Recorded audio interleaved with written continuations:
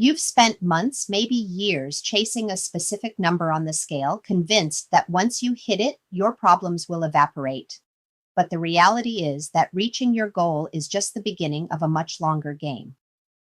If you don't have a strategy for the day after you reach your target, you are almost guaranteed to gain it all back.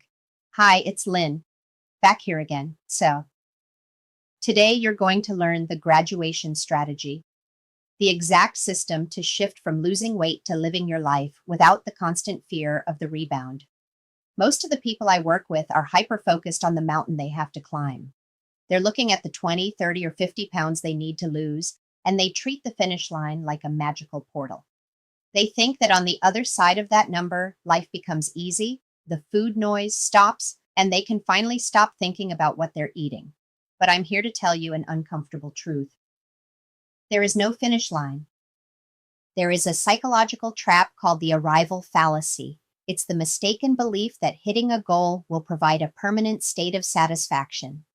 We see it all the time with people who think a promotion, a new house, or a specific dress or pant size will make them happy forever.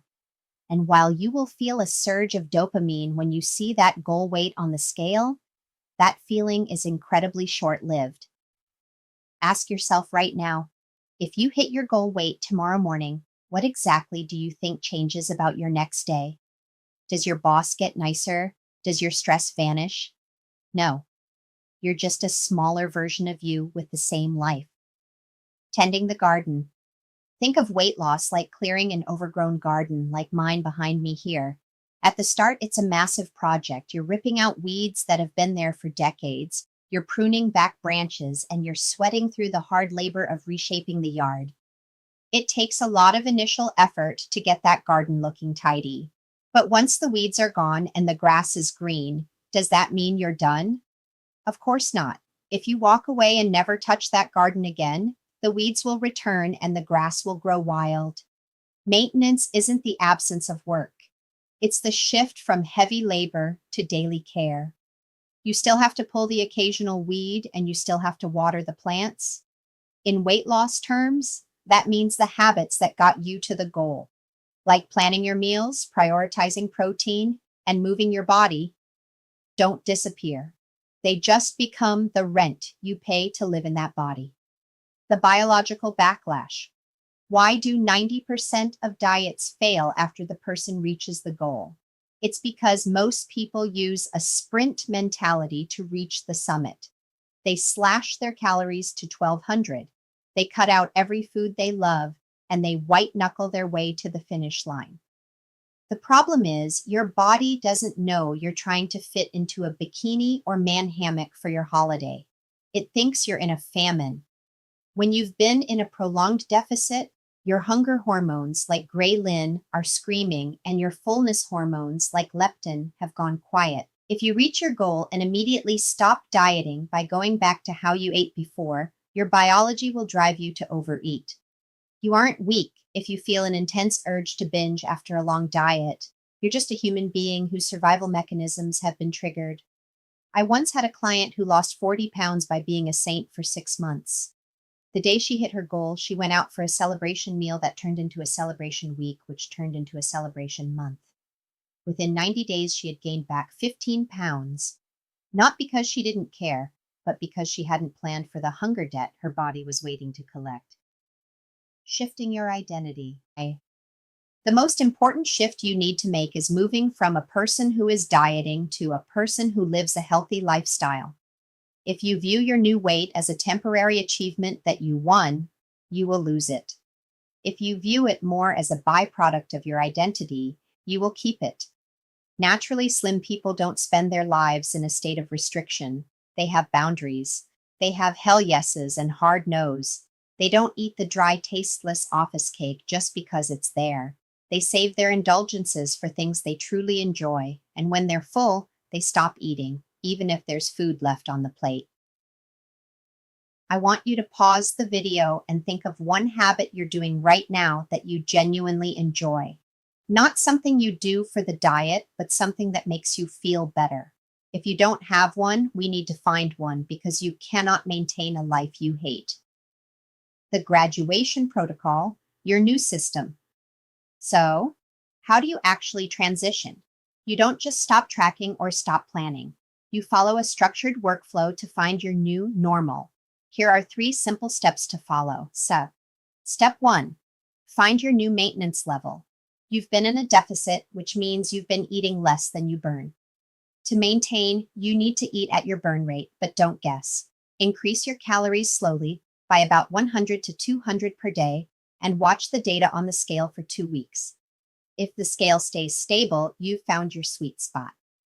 Step 2, the 3-2-1 protein rule. Protein is your safety net in maintenance. It keeps the food noise at bay and prevents your muscle mass from wasting away. Aim for at least 30 grams of protein at breakfast to set the tone for the day. This reduces the chance of you raiding the cupboards at night because your blood sugar is on a roller coaster. Step 3, non-negotiable exercise. The gym is great for strength, but your daily movement is what keeps your metabolism firing without you having to think about it. Make walking your cheat code. A 10-minute stroll after dinner isn't about burning calories. It's about signaling to your body that you are an active person. The danger of invisible calories. When people reach maintenance, they often get tracking fatigue. They stop logging the sips, licks, and nibbles. They think, I'm at my goal, a few bites of leftovers in the fridge won't matter. But those invisible calories can easily add up to 500 a day. That is the difference between staying at your goal and slowly gaining a pound a week.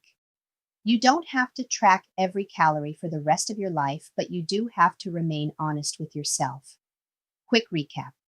Remember, maintenance is just a slightly larger version of your fat loss phase. It's the same habits, just with a little more food on the plate. If you delete the habits, you delete the results. Handling those life happens moments.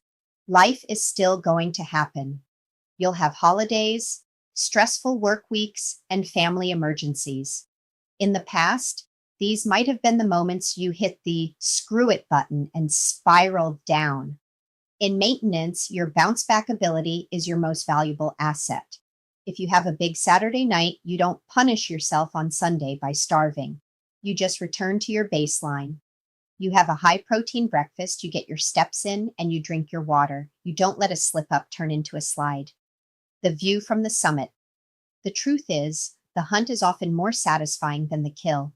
The process of becoming the person who could lose the weight is where the real growth happened. Be grateful. It means you've built the skills to handle the rest of your life. You've moved from being a victim of your circumstances to being the person responsible for your health. The Maintenance Mindset Checklist. I want you to implement the weekly momentum review. Every Sunday, spend 10 minutes looking at the week ahead. Identify your danger zones. Is there a social event where you might overeat out of pressure? Plan your hell yeses. What treat are you going to intentionally enjoy this week?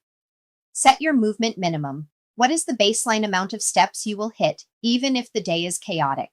If you follow this, weight management won't feel like a struggle. It will feel like autopilot.